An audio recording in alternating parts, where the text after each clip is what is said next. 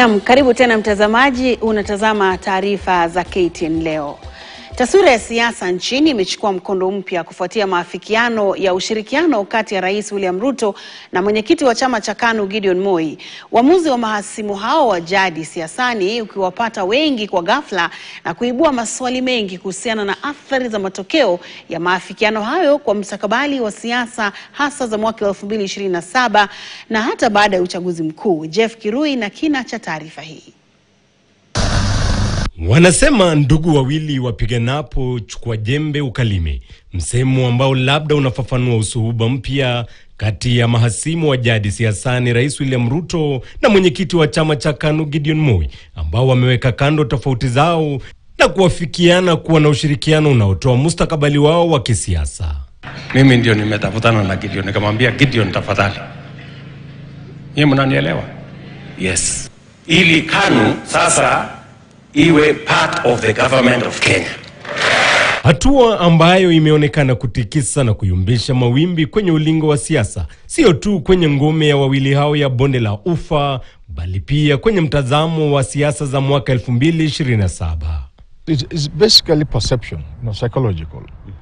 Because the narrative that has been going around is that William Ruto is so vanquished that even his own Rift Valley Kalenjin people are not with him.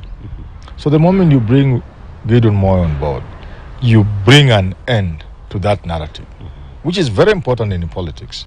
Kwa mujibu wa wadadisi wa masuala ya siasa, uamuzi huo utaarifu pakubwa mipangilio ya siasa za urithi eneo la bonde la ufa, haswa wale waliokuwa wanajizatiti kutoa uongozi baada ya kustaafu kwa Rais William Ruto. Aidha, wanahoji kwamba usuhuba kati ya Rais Ruto na Moi unapiga jeki azma ya Ruto kutetea muhula wake wa pili. If you bring Gideon Moi on board, you are also bringing resources on board. You are building a fort against the onslaught, against the wind that's blowing against the system. So you bring Gideon Moi, and that strengthens the team, that enhances resource base, and that's just how important it is. Tayari mtikiso wa makubaliano haya umefikia upande wa upinzani ambao umejitokeza kuukosoa. Yeye akiunganisha wa Kalenjin anasema ni umoja wa kitaifa. Mimi nikisema tuungane hapa nyumbani anasema ni ukabila. I want to tell you, if we agree Ruto to divide us as a community, we are finished. We face extinction, and the only way for us to stay afloat as a people is to make sure we remain united. Upande wa upinzani umekuwa ukitongoza chama cha KANU kujiunga nao kabla ya maafikiano hayo, wakitumai kutumia makali yake kupenyeza mizizi ndani ya jamii ya bonde la ufa. Jeff Kirui, KTN. Mtazamaji, Jeff Kirui amebadilisha kidogo. Tumesikia kama ndugu wawili wanapigana, si nyasi wanaumia. Chukua jembe ukalime. Na maana tujipe shughuli.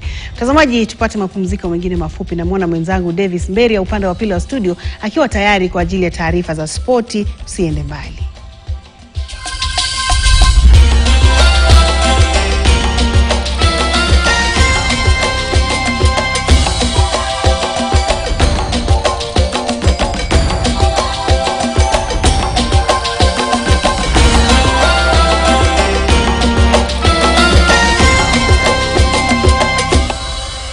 At Moi Educational